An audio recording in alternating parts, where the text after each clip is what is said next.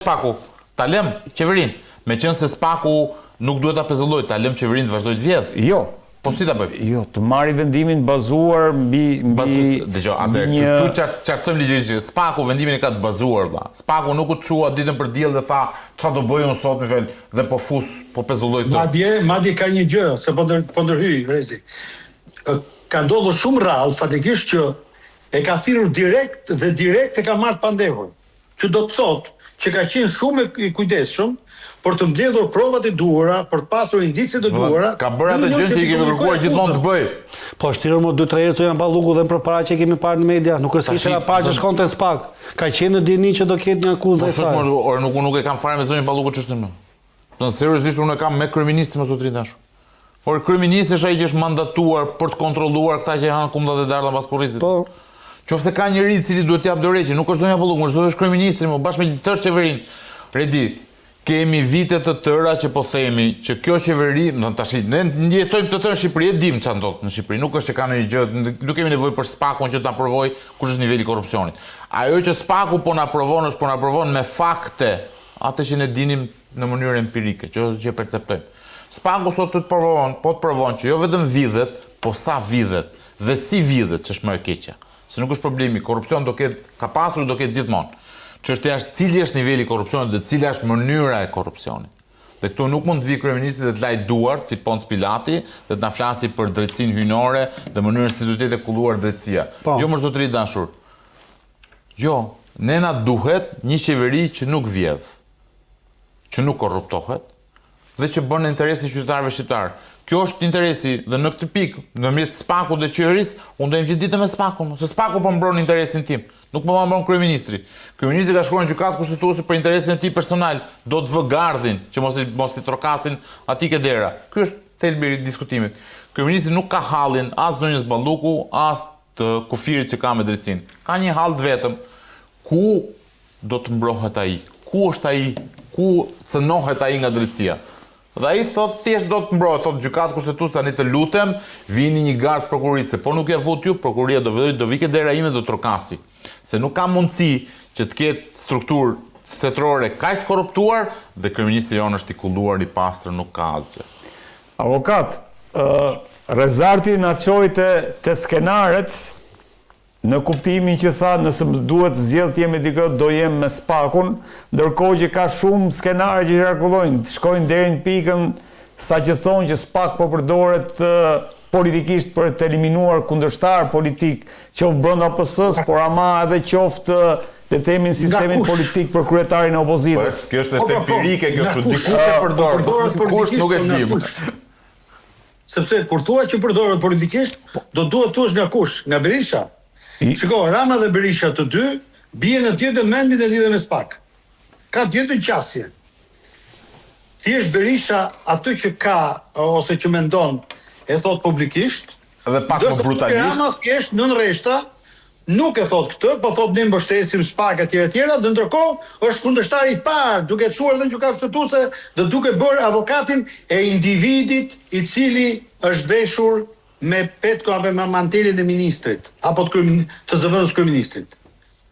Ka marrë rolin e avokatit, ka shkuar në gjykatë kushtetuese, kur në fakt do duhet të ruante standardin që në thojza ai vet ka krijuar, që në lidhje me drejtësinë do duhet të merret vetë individi personalisht përpara autoriteteve së organeve duhet të merret një standard tjetër, çfarë më fal që po ndërpres.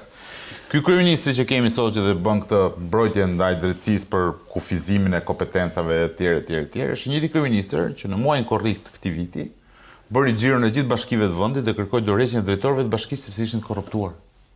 Është njëri kryeministër më. Ky doli dhe u kërkoi në mënyrë krejtësisht flagrante në autoritetin e pushtetit lokal. Ne kemi adheruar fatikisht në Konventin Evropian të autonomisë lokale, në cilën nuk mundesh dot, nuk ka lidhje fare, pra është e pavarur. Kemi të bëjmë me një qeverisje lokale e cila është e pavarur, nuk ka lidhje fare me kryeministrin. Ndërkohë ai mendon dhe gjykon që mund ta menaxhojë, mund ta komandojë duke dhënë urdhër. Pavarësisht madje deri diku ka shkuar, ja po ja them edhe këtë, se ndoshta nuk e dini, edhe tek drejtues të partisë demokratike që me ato 4-5 bashki që janë. Edhe atyre jo ka sugjeruar. Në thojsa se sugjerim gjoja është edhe kjo. Di kush është lajmi. Dakord me partinë tënde, po edhe këtu ka shkuar. Do të bëni të ndroni gjithë administratorët, drejtorët e tjera. Se janë të korruptuar. Se kjo është ishte ky partizan i madh, i ruajtës së autonomisë së pushteteve, i parimit të barazisë përpara, po themi, asaj që normalisht është quajtur barazia përpara ligjit në kuptimin e pushteteve, për të mos ndërhyrë një pushtet në një pushtet tjetër. Unë besoj që minimalisht do duhet të japi absolutisht minimalisht ky do duhet të japi shembull atij personal. Kryeministri kërkon të menaxhojë, të komandojë gjithçka. Avokat, kjo është e vërteta. Të gjithë të ftuarve që kanë pasur, domethënë prej një jave i kanë bërë këtë pyetje. Cila mendon se është prapa skena e goditjes Belinda Ballukut? Ky është fakti penal më ka konsumuar vepër penale. Besoj që unë mendoj që kryeministri tani duam apo s'duam ka dhe një derivancë po themi politike gjitha kjo. Besoj që kryeministri është duke i fryr kosit, mendoj unë. Pra kërkon që të bëhet pengesë, por ndoshta nuk e di se çfarë informacion mund të ketë, pse jo mund të shkojë shumë herë më lart, po themi steka e spakut dhe ne nuk dim dhe jemi akoma në pjesën e parë, po themi dim aksa dim ose çfarë është bërë e njohur. Ndoshta do ketë diçka underground shumë herë më të fortë që kryeministri po kërkon që të bëhet barrierë, qoftë edhe me këtë interpretim gjykatës shtetësuese, që unë uroj që ta shpëroj që kemi dhe numrin dhe korumin prej 9 anëtarësh, të ketë një vendimarrje dhe nuk ka probleme që të paktën që të kemi një barazim votash, paktën minimalisht është një gjë pozitive, në mënyrë që të kemi të paktën një vendimarrje madje edhe të shpejtë, pse jo. Po unë besoj që pas Ballukut fshihet diçka e madhe. Se çfarë, ndoshta me kalimin e kohës do ta marrim vesh. Pas Ballukut fshihet diçka e madhe, nuk kupton një tërmet i madh politik apo tash tërmet është pak, po flasim për vullkan tash. Tërmetet e kemi marrë. Tërmetin e mori përsipër zoti Doshe, kur do shkollë do lëvizte themelet. Cila është prapa skena e kësaj? A është vizita e Mark Fleming, për shembull, që kemi qenë në studio e kemi diskutuar, po. Shiko, që ka vullnet ndërkombëtar në këtë çështje, absolutisht që po. Nëse është shuar direkt ky lloj procedimi. Unë e marr të mirëqenie që ekziston fakti penal. Fakti penal kuptimi që ka një dyshim të arsyeshëm. Ka një dyshim. Ka një dyshim të arsyeshëm mbështetur në fakte dhe në prova që jo, sidomos për shkeljen e barazisë tenderave, ma merr mendje që është gjëja më është e faktuar. Po. Nuk ka më me veprime aktive ti thua hape tendrin, mbyllet tendrin, po përcaktoj tash vazhdo të çpun ke tini. Po jo, e dikush se ka dhe indicie të bukura aty kur i thotë që rriher me tik dhe mos tako asnjëri. Fix. Kjo tregon se më përpara ka takuar njerëz me urdhër zonës. Tash s'ke nevojë takosh me njerëz se ka mbyllur unë bisedën. Na lin dyshimi arsyeshëm që ta pyesim. Fakti është këtu. Si mund të përfitojë zoti Rama pavarësisht këtyre elementeve? Se kjo tregon prapë vjen. Unë mendoj që zoti Rama synimi kryesor për të dhënë një gur Xhevairi se thuash këtyre 12 viteve ose 16 viteve sa kohë do jetë në pushtet ose edhe 20 viteve 24 se nuk i dihet, i nevojitet një fitore e madhe në arenën ndërkombëtare që është antarësimi i Shqipërisë në Bashkimin Evropian.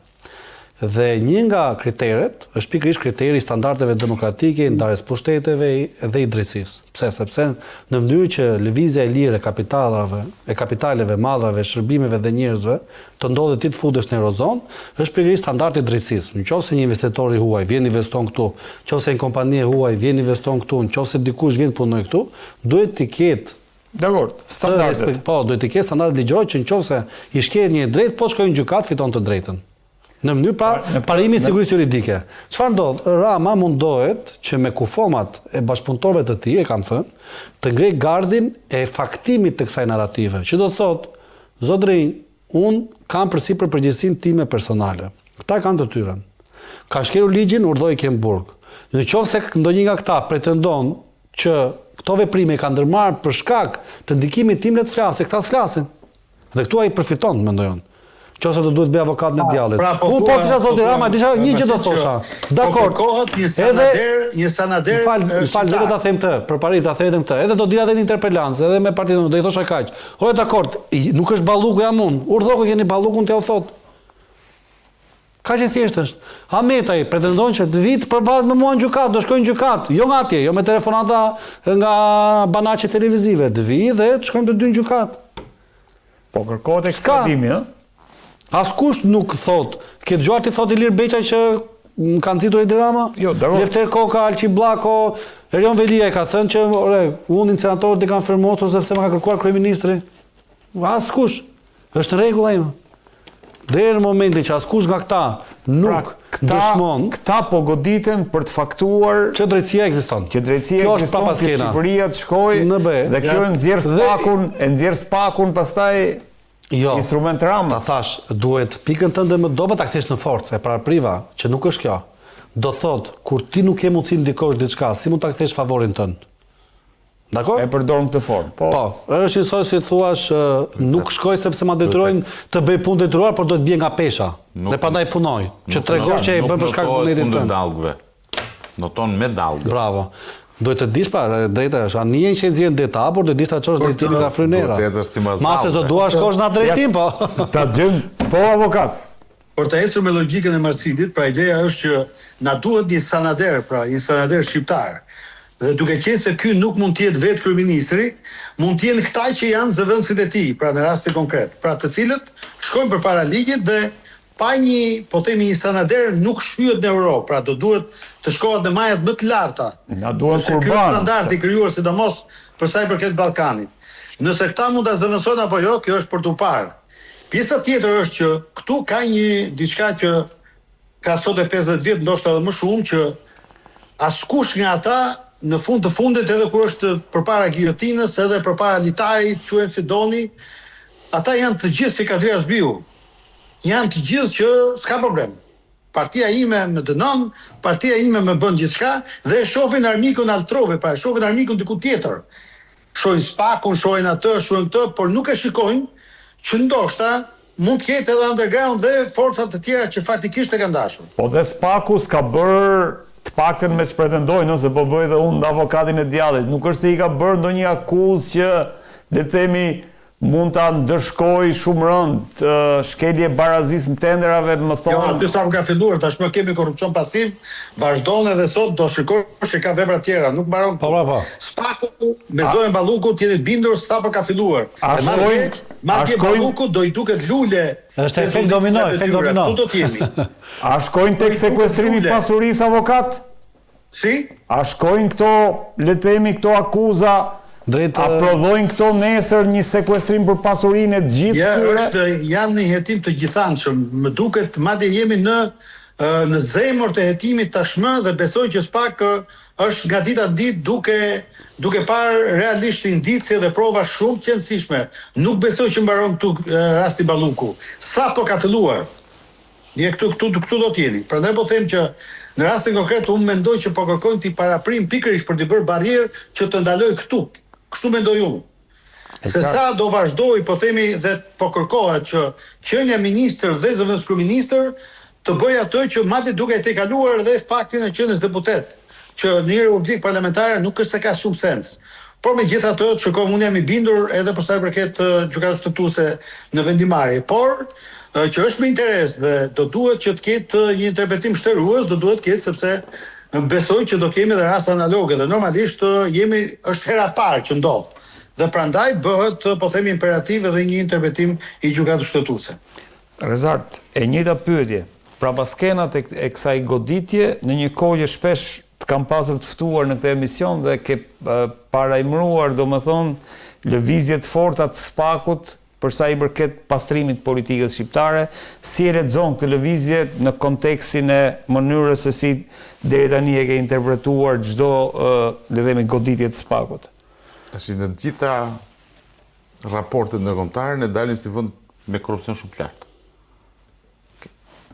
Dhe në momentin që ti pretendon që ke 1, 2, 3, 4, 5, një zëvendës kryeministër, njerëz që janë të korruptuar, të mendosh që kryeministri është i pak korruptuar, është pak nonsens logjik. Që do të thotë, nëse kemi ky vend i kaq i korruptuar dhe kemi gjithë të nivelin të madh korrupsionit, me gjithë një kryeministër për 12 vjetësh, do ta kuptojë një kryeministër që sapo ka marrë detyrën dhe i qellojnë varësi të korruptuar. Por një kryeministër që ka 12 vjet detyrë dhe i korruptohen në mënyrë të vazhdueshme të gjithë nivelet e administratës, duke degë numri 2 i tij, tregon që lëvizja nuk është më thjesht për të provuar që ka korrupsion dhe për të na dhënë këtë shembullin evropian, është për ta pastruar korrupsionin. Dhe për të pastruar korrupsionin ti do shkosh aty ka ai që ka 12 vjet kryeministër zotëri dashur. Gjithë ta që kanë shkuar për korrupsion janë 2, 3, 4, 5 vite ministra, zëvendës kryeministra. Ky zotëria ka 12 vjet kryeministër. Madje Rezart ka dhe një element shumë të rëndësishëm, nuk ka si kallëzim nga ekzekutivi. Po zero mo, kjo është pjesë Zero kallëzim nga ekzekutivi. Ministri kundër korrupsionit. Si nuk ka asnjë kallëzim. Zero. Avokat, se kuptoj. Zero. Nga ekzekutivi, pra që qeveria. Po vetë kryeministri ka zonë një nga bashkëpunëtorët e vet për Okej. Kemi ministër kundër korrupsionit.